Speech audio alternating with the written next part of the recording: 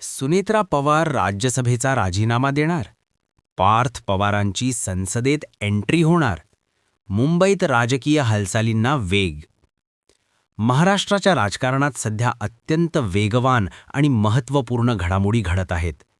TV9 Marathi आणि इतर प्रमुख वृत्तवाहिन्यांनी उदाहरणार्थ ABP माझा, NDTV मराठी दिलेल्या माहितीनुसार राष्ट्रवादी काँग्रेसच्या म्हणजे अजित पवार गटाच्या नेत्या आणि राज्यसभा खासदार सुनेत्रा पवार या आपल्या खासदारकीचा राजीनामा देण्याची शक्यता आहे. त्यांच्या जागी पार्थ पवार यांची राज्यसभेवर वर्णी लागण्याची दाट शक्यता वर्तवली जात आहे. सुनेत्रा पवार स्वीकारणार मोठी जबाबदारी.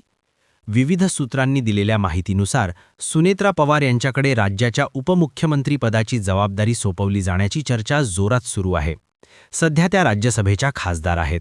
नियमानुसार मंत्री किंवा उपमुख्यमंत्री पदावर राहण्यासाठी 6 महिन्यांच्या आत विधिमंडळाच्या कोणत्याही एका सभागृहाचे म्हणजे विधानसभा किंवा विधान परिषदचे सदस्य होणे बंधनकारक असते.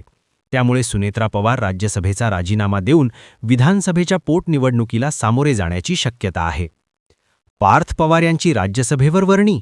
सुनेत्रा पवार यांनी राज्यसभेचा राजीनामा दिल्यास ही जागा रिक्त होईल.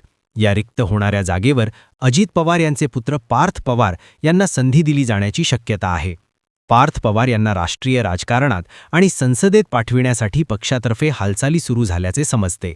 यामुळे पार्थ पवार यांचे संसदीय राजकारणात पुनरागमन होऊ शकते.